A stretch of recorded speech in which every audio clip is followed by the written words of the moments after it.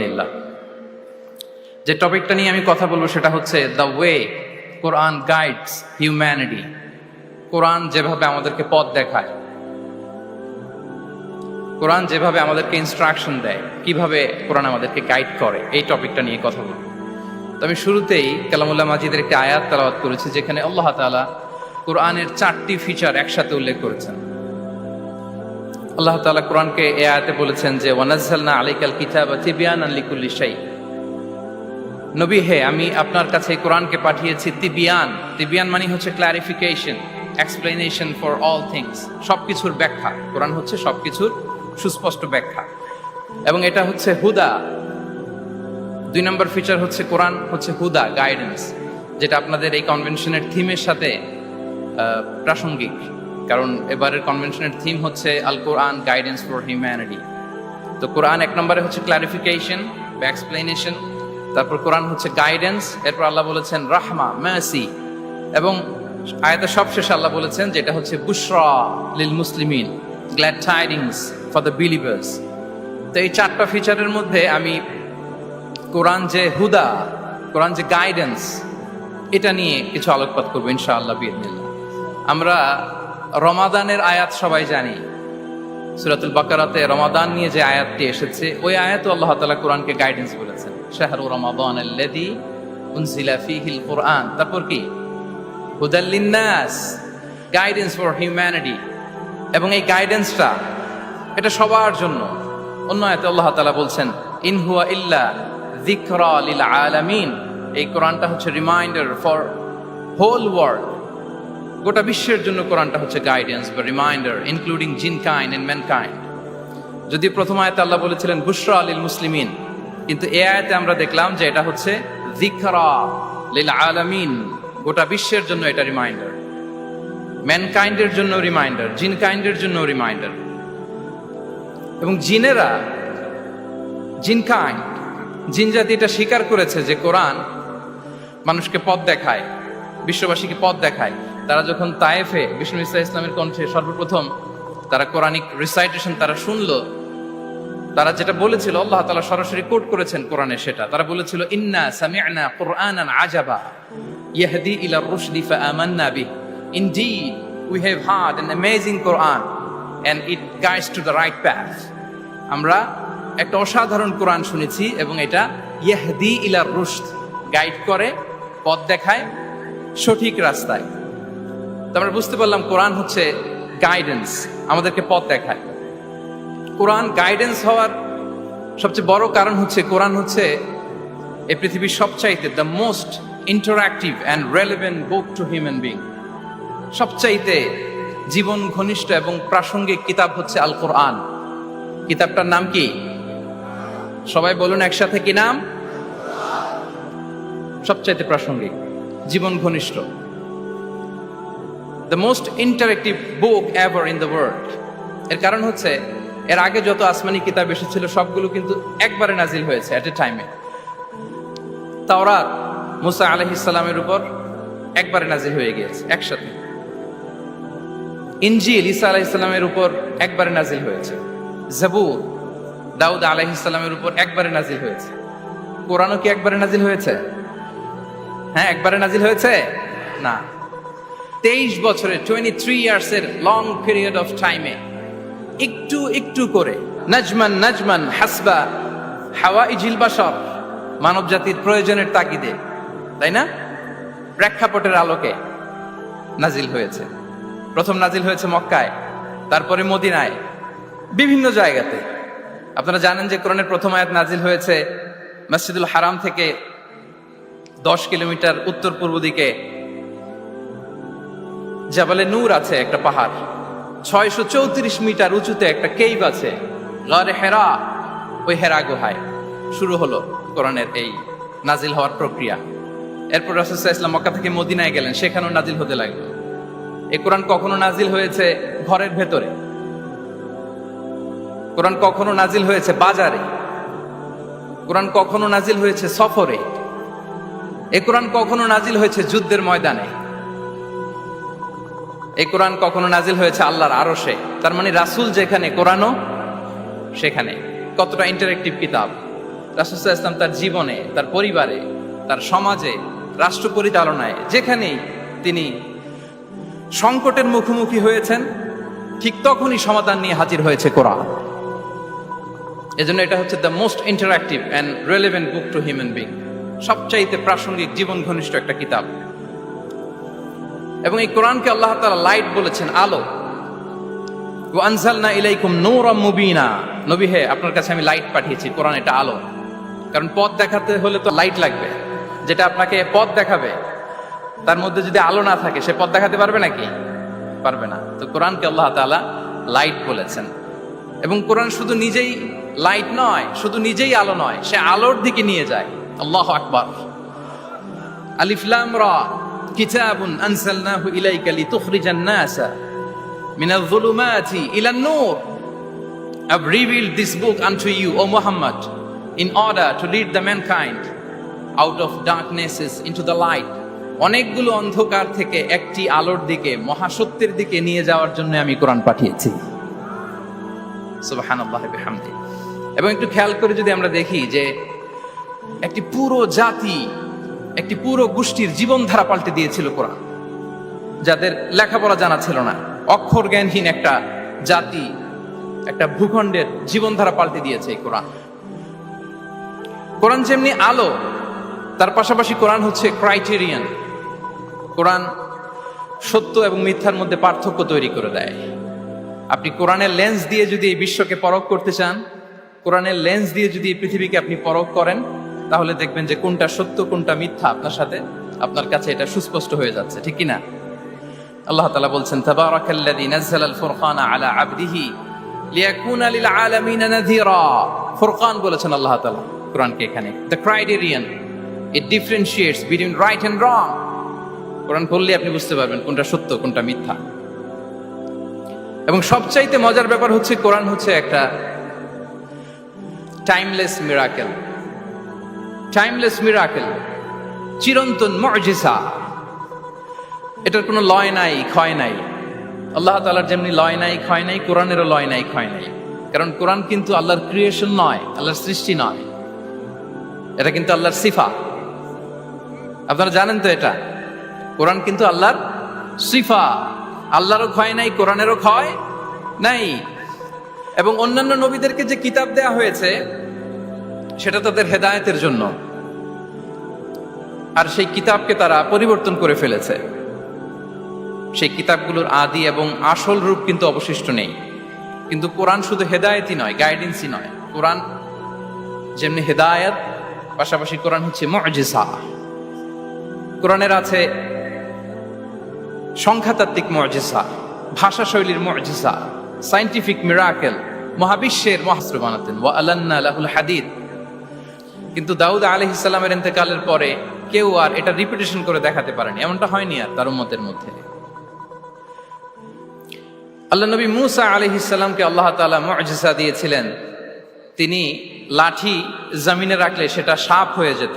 ফাআলকাহা ফাইদা হিয়া হাইয়াতুন তাসআ, moving snake হয়ে যেত। কিন্তু মূসা আলাইহিস সালামের ইন্তেকালের পরে কেউ আর ওই লাঠি দিয়ে মুভিং স্নেক বানাতে পারে নি। বনি ইসরাইলের কাছে কিন্তু ওই লাঠিটা ছিল, আপনারা জানেন। বনি ইসরাইলের কাছে একটা তাবুত ছিল, উডেন বক্স। ওটার মধ্যে বাকিয়াতুম মিম্মা তারাকা আলু মূসা ওয়া আলু হারুন, মূসা আলাইহিস সালামের ব্যবহৃত পাগড়ি, জুব্বা, আর ওই লাঠি, হারুন আলাইহিস সালামের পাগড়ি, জুব্বা, এগুলো ছিল। তার মানে মূসা আলাইহিস সালামের ইন্তেকালের পরে যে লাঠি দিয়ে মূসা আলাইহিস সালাম সাপ বানাতেন, ওই লাঠি ছিল, কিন্তু সেই লাঠি দিয়ে আর কেউ কোনোদিন সাপ বানিয়ে দেখাতে পারে নি। আল্লাহ নবী ঈসা আলাইহিস সালামকে আল্লাহ তাআলা আরো মাইন্ড ব্লোয়িং মুজিজা দিয়েছিলেন। ওয়া উবরিউল আকমাহা ওয়াল আবরাসা ওয়া উহিল মাউতা বিইذনিল্লাহ। শ্বেত রোগী, ধবল রোগীর গায়ে হাত বুলিয়ে দিলে রোগ ভালো হয়ে যেত। অন্ধ ব্যক্তির চোখে টাচ করে দিলে সে দৃষ্টিশক্তি ফিরে পেত। মৃত ব্যক্তিকে আল্লাহ নবী ঈসা আলাইহিস সালাম কুম বিইذনিল্লাহ বলার সাথে সাথে মৃত ব্যক্তি জীবিত হয়ে যেত। কিন্তু এই নবী আলাইহিস সালামদের বিদায় যখন ঘটেছে, সাথে সাথে তাদের মুজিজারও বিদায় হয়েছে। কিন্তু বিশ্বনবী সাল্লাল্লাহু আলাইহি ওয়াসাল্লামের উপর নাজিল হওয়া এই মহাবিশ্বের মহাবিশ্বয় মহাগ্রন্থ আল কোরআন, আল্লাহ নবী ইন্তেকাল করেছেন, তিনি আমাদের থেকে বিদায় নিয়েছেন, কিন্তু কোরআন কি বিদায় নিয়েছে? আওয়াজ করে সবাই বলতে হবে, কোরআন কি বিদায় নিয়েছে? কিয়ামত পর্যন্ত থাকবে। বিষ্ণু ইসা ইসলাম একটা আয়াত যেভাবে পড়তেন আমরা ঠিক হুবহু ওইভাবে পড়ি। বিষ্ণু ইসা ইসলাম একটা শব্দ ১৫০০ বছর আগে যেভাবে উচ্চারণ করতেন আমরা ঠিক ওইভাবে করি। এখানে অনেক কারীরা সুন্দর কণ্ঠে কোরআন তেলাওয়াত করেছে না? বিষ্ণু ইসা ইসলাম যেমনটা করেছেন তারাও ঠিক তেমনটা করেছে। বিষ্ণুনবী যে অক্ষরের উপর জবর দিয়ে পড়েছেন আমরা জবর দিয়ে পড়ি, জেড দিয়ে পড়েছেন জেড দিয়ে পড়ি। কিয়ামত পর্যন্ত অবিকৃত অবস্থায় এই কোরআনটা থাকবে। তাই কোরআনটা হচ্ছে টাইমলেস মিরাকেল, চিরন্তন মুজিজা। নাও দ্য কোশ্চেন অ্যারাইজেস, কেন আমাদের এই কোরআন দরকার? একটু ফিলোসফিক্যাল কথাবার্তা বলি যে এই রেভেলেশনের দরকার কি, কেন আমাদের লাগবে এই কোরআন? কোরআন ছাড়া কি পৃথিবীর সব সমস্যার সমাধান হাজির করা সম্ভব না? এই পৃথিবীর সায়েন্টিস্টরা, ফিলোসোফাররা, জ্ঞানী ব্যক্তিরা অনেক সমস্যার সমাধান করেছে, কিন্তু সব সমস্যার সমাধান হাজির করতে পারে নি। এজন্য আল্লাহ তাআলা যুগে যুগে নবীদের মাধ্যমে আসমানি কিতাব পাঠিয়েছেন, গাইডেন্স পাঠিয়েছেন, রেভেলেশন পাঠিয়েছেন। এবং আল্লাহ তাআলার পাঠানো যত রেভেলেশন গাইডেন্স এই পৃথিবীতে এসেছে সেগুলো সবচেয়ে লেটেস্ট ভার্সন হচ্ছে কোরআন। সবচেয়ে লেটেস্ট ভার্সন হচ্ছে কোরআন। আচ্ছা, আমরা যদি একটু খুঁজে দেখি যে কোরআন ছাড়া আমরা কি বুঝতে পারতাম না, আমরা যদি একটু প্রশ্ন করি, কোরআন ছাড়া যেটা আমরা বুঝতে পারতাম না সেটা হচ্ছে ওয়াননেস অফ গড, স্রষ্টা যে একজন, এটা আমরা বুঝতে পারতাম না, ক্লিয়ারলি বুঝতে পারতাম না। কেউ হয়তো ভাবতাম দুইজন তিনজন। আর যারা বুঝতে পারতো যে না, এই মহাবিশ্বের একজন নিয়ন্ত্রক থাকতে হবে, একজন কন্ট্রোলার থাকতে হবে, তারাও ওই গডের ফিচার কি, পরিচয় কি, ইন ডিটেইল তারা বুঝতে পারতো না। দেখেন, এত রেভেলেশন, এত আসমানি কিতাব আসার পরও এখনো অনেক মানুষ সূর্যের পূজা করে, চন্দ্রের পূজা করে, আগুনের পূজা করে না? কথা বলেন, করে না? করে।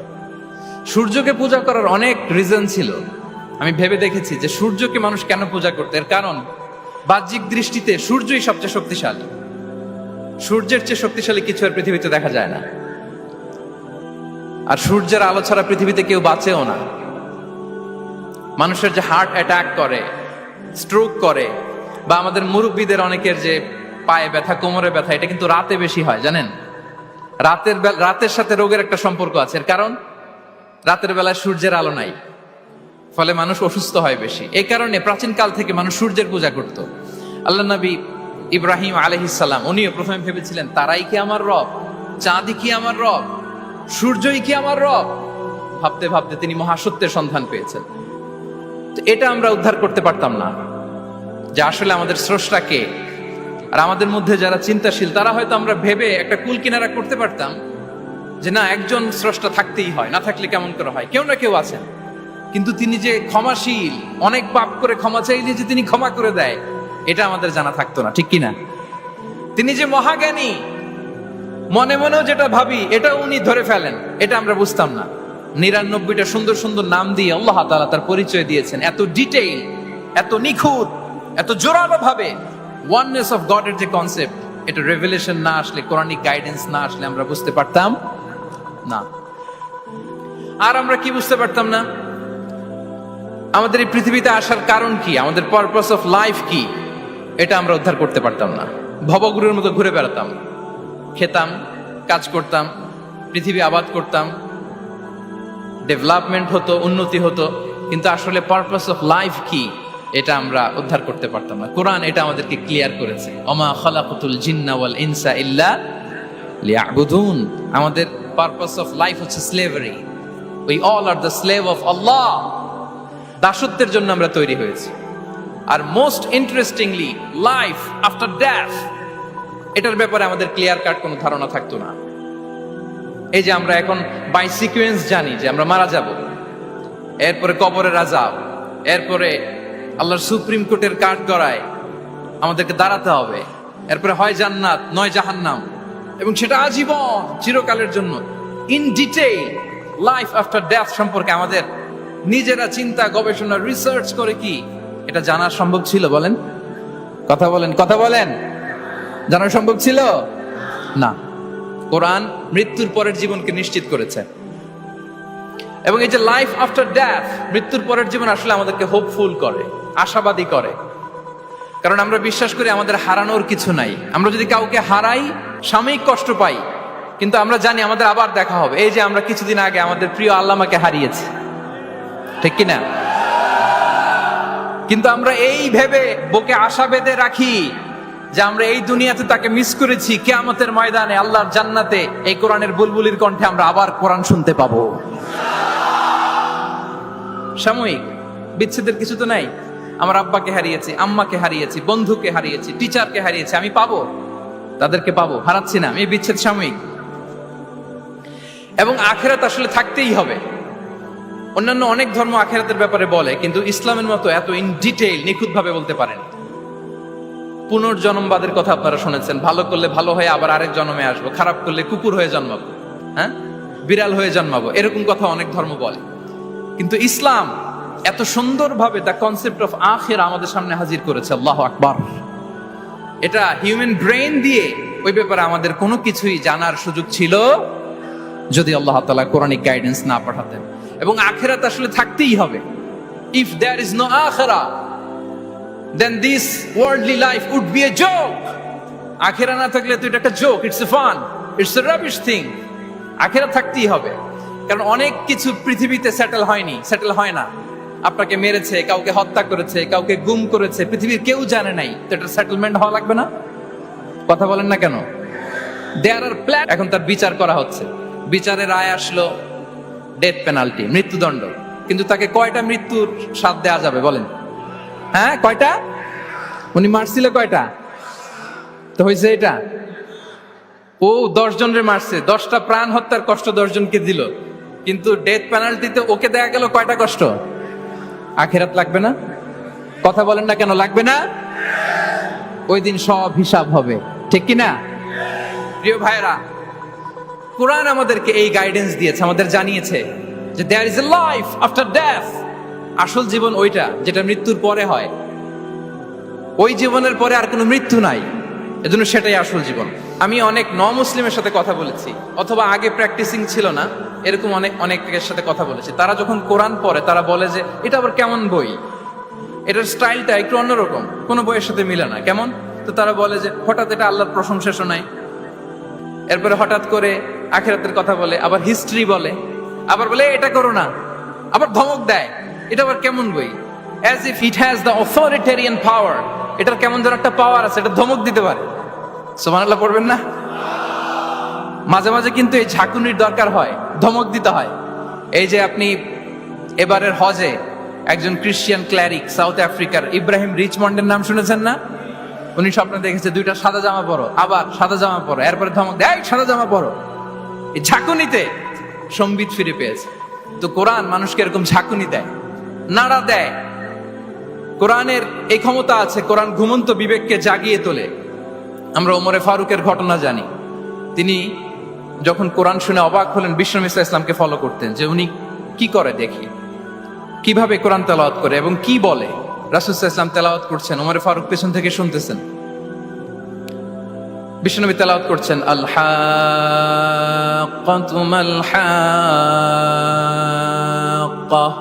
ওয়া মা আদরাকা মাল হাক্কা। তেলাওয়াত করছেন আর অসাধারণ কণ্ঠে তেলাওয়াত চলছে, ওমরে ফারুক শুনতেছে। শুনতে শুনতে 41 নম্বর আয়াত পর্যন্ত যখন আসছে, বিশ্বনবী তেলাওয়াত করে ওমরে ফারুক পেছন থেকে শুনে।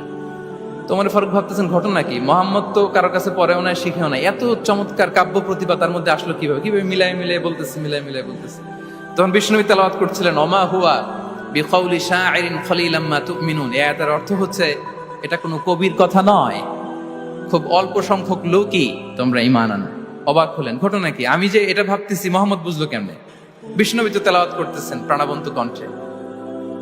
তো মোহাম্মদ কি গণক হয়ে গেল নাকি? মানুষের ভেতরে কি চলে সে গণনা করে বলে দেয়, তা না হলে বুঝলো কি করে?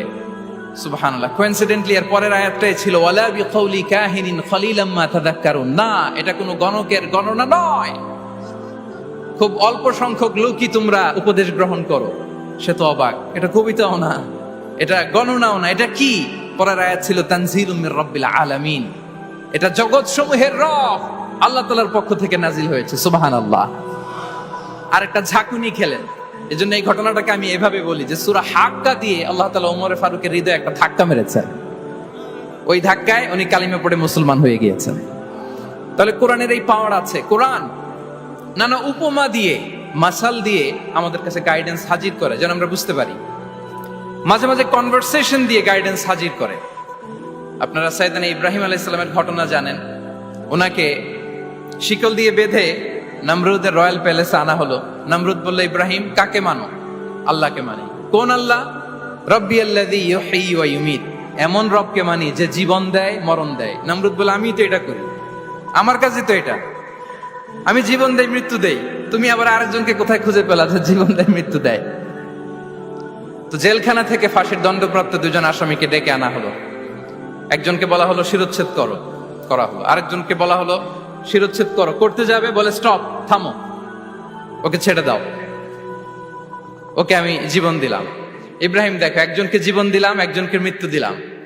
ইব্রাহিম আলাইহিস সালাম বললেন, ফাইন্নাল্লাহা ইয়াতি বিশ-শামসি মিনাল মাশরিকি ফাআতি বিহা মিনাল মাগরিব ফাবুহিতাল্লাযী কাফার। নমরুদ, বুঝলাম একজনকে তুমি জীবন দিলা, মৃত্যু দিলা, এটা তুমি করতে পারো, জীবন দাও মৃত্যু দাও, কিন্তু আল্লাহ তাআলা প্রতিদিন উষা লগ্নে পূর্ব দিগন্ত থেকে সূর্য ওঠান, গোধূলি লগ্নে তিনি পশ্চিম দিগন্তে সূর্য ডোবান। নমরুদ, তোমার যদি ক্ষমতা থাকে তুমি সূর্যকে পশ্চিম দিক থেকে উঠিয়ে পূর্ব দিকে একটু নামাও। ফাবুহিতাল্লাযী কাফার। নমরুদ সে স্পিচলেস হয়ে গিয়েছে, ডামস্ট্রাক হয়ে গিয়েছে, পারে নাই। সুবহানাল্লাহ বিহামদি। এই যে আমরা বিভিন্ন বইয়ে কনভারসেশন পড়ি, হেওয়ার পড়ি, এগুলো সব কোরআন থেকে কপি করা। সুবহানাল্লাহ বিহামদি। কোরআনে এরকম কনভারসেশনের মাধ্যমে আমাদেরকে শিখিয়েছে, ঐতিহাসিক ঘটনার মাধ্যমে আমাদেরকে শিখিয়েছে। কোরআনিক দুই একটা গাইডেন্স বলে আমি শেষ করছি। কোরআনের একটা পাওয়ারফুল গাইডেন্স হচ্ছে আমাদের জন্য যে কোরআন আমাদেরকে খলিফা বানিয়েছে। কি বানিয়েছে প্রিয় ভাইরা? সবাই বলুন, খলিফা বানিয়েছে। কি বানিয়েছে? খলিফা। আমরা খলিফা বলতে অনেকে ভাইস জেনারেল, প্রতিনিধি এরকম বলি, আসলে খলিফা মানে ইনচার্জ। আল্লাহ বলেছেন, ইন্নী জাইলুন ফিল আরদি খলিফা, I am gonna appoint a successive human authority on earth. আমি জমিনে তোমাদেরকে ইনচার্জ বানাচ্ছি। ইনচার্জ মানে এই পৃথিবীর দেখভাল করার দায়িত্ব আমাদের, পৃথিবীর ভালো মন্দ দেখার দায়িত্ব আমাদের।